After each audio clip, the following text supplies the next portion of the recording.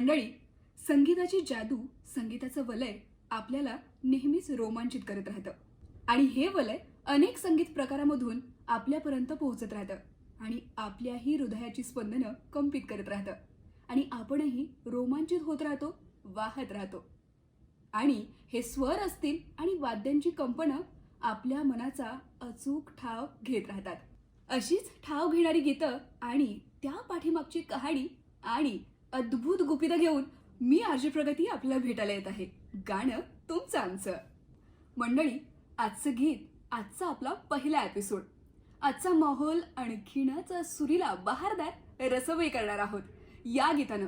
जे गीत खऱ्या अर्थानं शब्द आणि सुरांमधून संगीत आपल्या हृदयाच्या पटलांवर घेऊन जातात आणि आपणही एका वेगळ्या जगात रमतो या गीतामध्ये.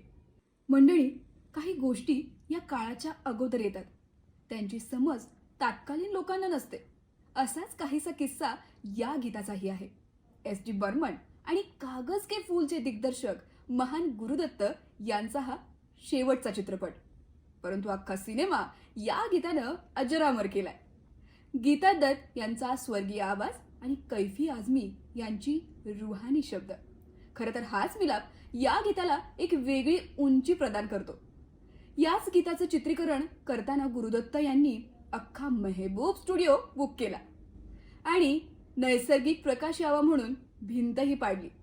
दौलत शोहरत और प्यार का नशा उतरने के बाद यही शराब का नशा काम आता है, असा म्हणणारा नायक जो कधी आसमानाच्या उंचीवरून थेट रस्त्यावर येतो आणि हिंदी सिनेसृष्टीची सारी गुपितं उघड करतो. परंतु प्रेम एक अभिव्यक्ती आहे जिला कशाचीही बंधने नसतात. ती कायम विश्वास आणि व्यक्तीबरोबर चालत राहते. हीच सारी हाय तोबा या गीतांमधून अचूक व्यक्त होत राहते आणि हे गाणं तुमचं आमचं होऊन जातं आणि घेऊन जातं आपल्यालाही सूर आणि पुढं. वक्त ने किया क्या हसी सितम, तुम रहे ना तुम, हम रहे ना हम.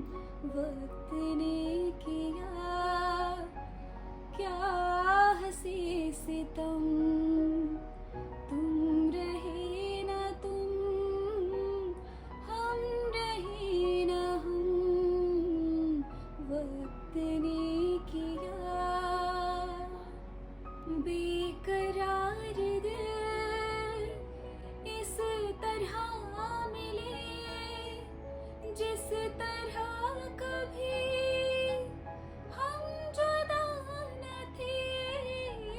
बेकरार दिल इस तरह मिले जिस तरह कभी हम जुदा न थे.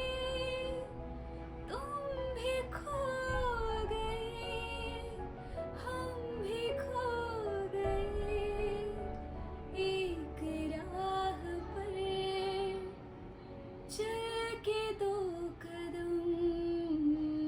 वक्त ने किया क्या हसी सितम, तुम रहे ना तुम, हम रहे ना हम. वक्त ने